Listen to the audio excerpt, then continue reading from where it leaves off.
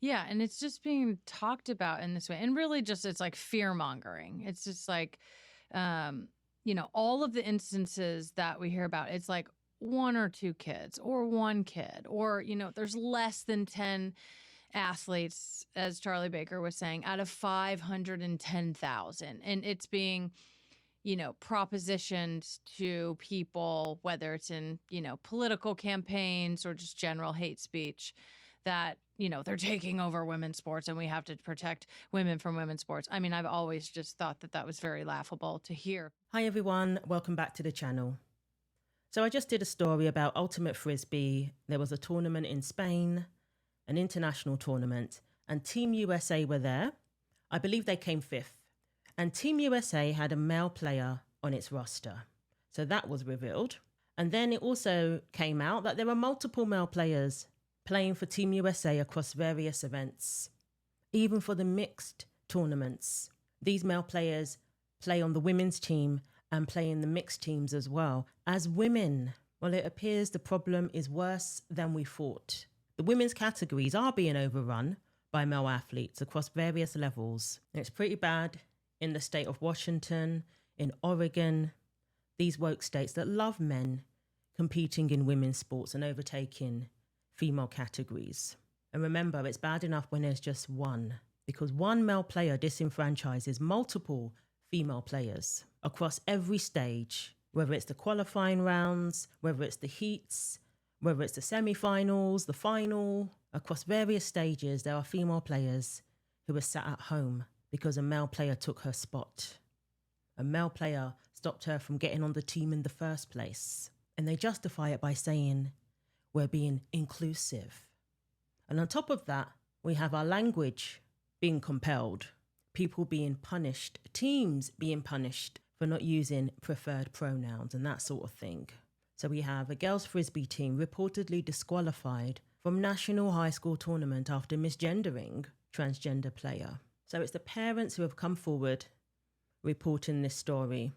They allege that a girls' ultimate Frisbee team from Washington was disqualified from a national high school tournament after being accused of misgendering a non-binary player from an opposing team.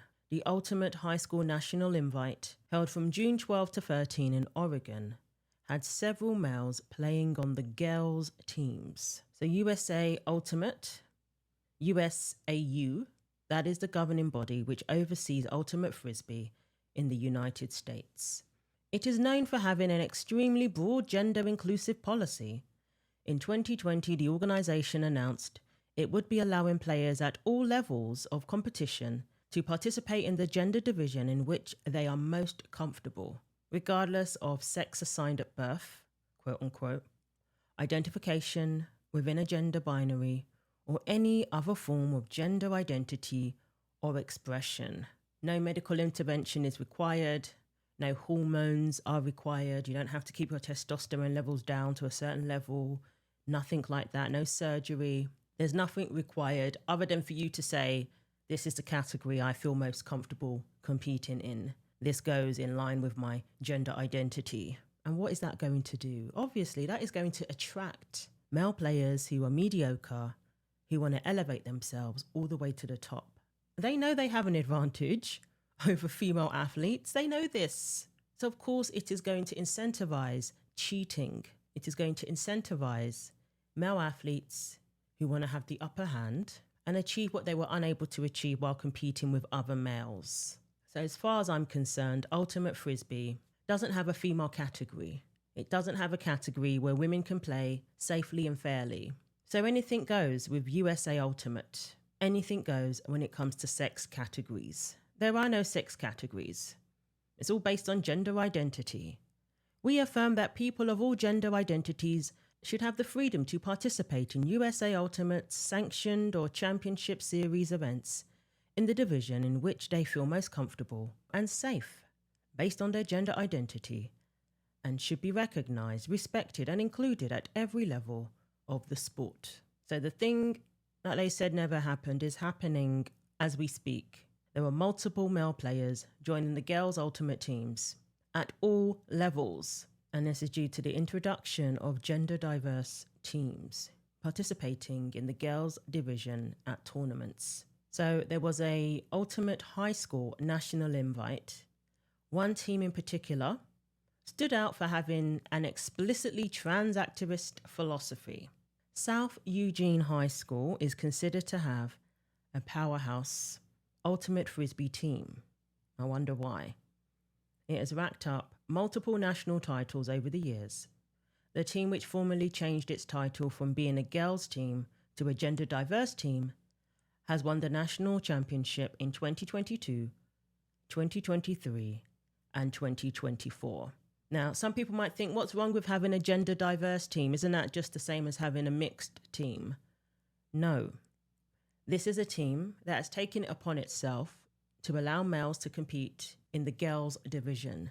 So we have other teams that believe that they are competing in a girls tournament, going up against this team that has multiple males on its roster. And this team was named the #1 high school girls ultimate Frisbee team in the country. And we're going to pretend that this is just a coincidence, that this team doesn't have an unfair advantage over all girl teams. In order for this to continue, it involves people lying to themselves. So they have multiple male players, they wear trans pride themed jerseys, and these male players identify as either female or non-binary. So it's believed there are 3 male players on this team at the moment. And their longtime coaches are Rochelle Deppner, Hayden Harker, and Gerard Waybright. Deppner and Waybright both signed amicus briefs in support of allowing males to identify into women's sports. Deppner and Waybright are married and appear to have a non-binary daughter. So there was an issue at the quarterfinals during a match between South Eugene and Seattle's Nathan Hale High School. Following the match, which South Eugene won, Nathan Hale was abruptly disqualified from the championship altogether. They were thrown out of the tournament despite reaching the quarterfinals. Usually there are consolation matches to compete in, but they were thrown out of the championship altogether. A local newspaper covered the incident, but left the details vague, as neither South Eugene's head coach nor Nathan Hale's would comment on the official reason behind the disqualification. So Lookout Eugene was the outlet that reported it, and it said tournament director Juan Acosta said he spoke with both coaches regarding the matter, but did not elaborate further.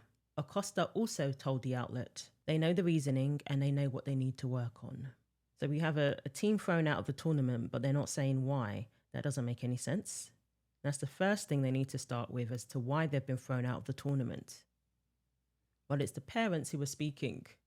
According to some parents who were concerned about being identified, the disqualification came after one or more Nathan Hale players misgendered a trans-identified male player on South Eugene. Redux repeatedly reached out to Ultimate High School National Invite organisers to further confirm the incident, but did not receive a response. And HeCheated.org has exposed so much of this, said that there's a concentration of trans activists, both with the coaches and the players. The spokeswoman noted that exceedingly inclusive policies have resulted in activists flocking to Ultimate Frisbee to promote their ideological projects. She said coaches and teams use Ultimate to promote trans ideology, like with South Eugene. Many teams post about trans rights on their official Instagram pages, wearing trans pride armbands, wave pride flags during games, and even base their entire uniform on trans rather than their actual team. The focus is less on athleticism and the sport, but it is instead used as a vehicle for trans ideology. They control and dominate the conversation. Other parents are terrified of speaking out due to the fact that those coaches could then retaliate against their child. Some of the coaches on club and collegiate teams are also trans-identified men who have been women's players. My goodness. And you mean to tell me there isn't male athletes taking over women's sports and making it all about their ideology and forcing it on everybody?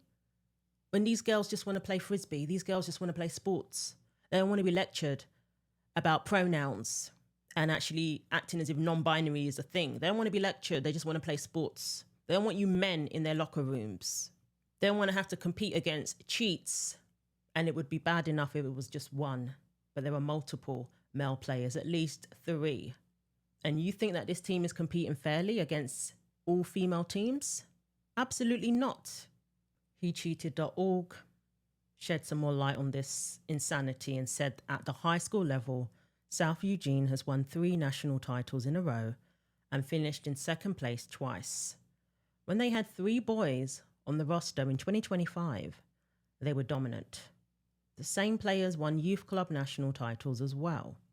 At the collegiate level, multiple men have been nominated for collegiate MVP awards.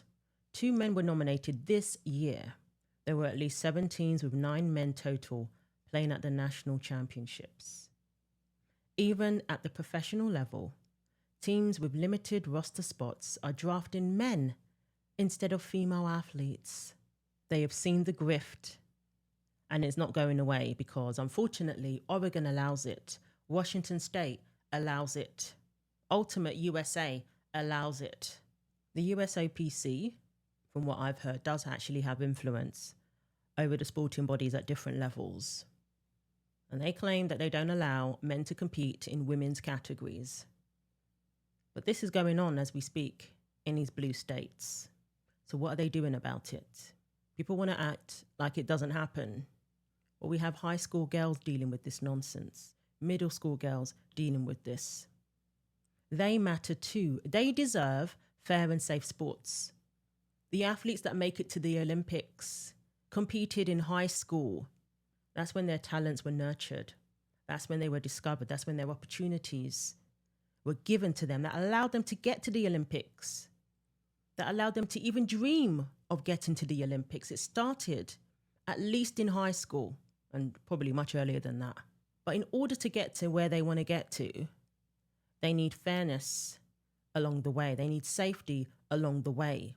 They need equal opportunities that Title IX is supposed to afford them. And all of these high and mighty female athletes who think they're being inclusive, they wouldn't be where they are today if they had to compete against men, if they had to compete against boys when they were in high school. And this is still a huge problem. The girls who play ultimate Frisbee in high school, they matter. So HeCheated.org goes on to say, trans activists have effectively overrun the sport and made it increasingly difficult for female players to speak out. They would likely not have the support of USA Ultimate if they did. It would be an uphill battle for them. On the alleged incident at the Ultimate High School National Invite, she expressed concerns over the message it may have sent to young female athletes. It is sad that we are teaching girls in high school that they have to silently tolerate this, or else they risk losing access to the sports they love. It is very, very sad indeed. That sends a clear message to female athletes to keep quiet and just accept that you're not going to get your own category. That's what these coaches, these sporting bodies are telling the female athletes. So don't tell me that you care about women's sports when you advocate for men to compete in their categories. And we're talking about high school girls here having to deal with this. Can you imagine how that's going to affect them in the future? Many of us can look back on when we competed in sports in high school and look back on that time fondly and be proud of our achievements, be grateful for the opportunities we were given. I certainly am. But now we're going to have young female athletes get to a certain point in their lives and look back and think all the stuff that was taken from them, all the opportunities that were stolen from them, the fear of having to be in the locker room with these boys, the intimidation from their own coaches who should have been looking out for their interests, the intimidation coming down from the very top. That's what some of them are going to look back on. And this is going to be down to the adults who allowed it. Shame on you. So these young girls, you are not forgotten. You are not alone. You have people who support you. You're not a bigot. It's perfectly reasonable for you to compete in your own category against female athletes. That is not an unreasonable request. So let me know what you think. Thanks for watching. Like, comment, and subscribe. Take care of yourselves, and God willing, I will see you in the next video. And a huge thanks to all of those who have hyped my videos. It is greatly appreciated.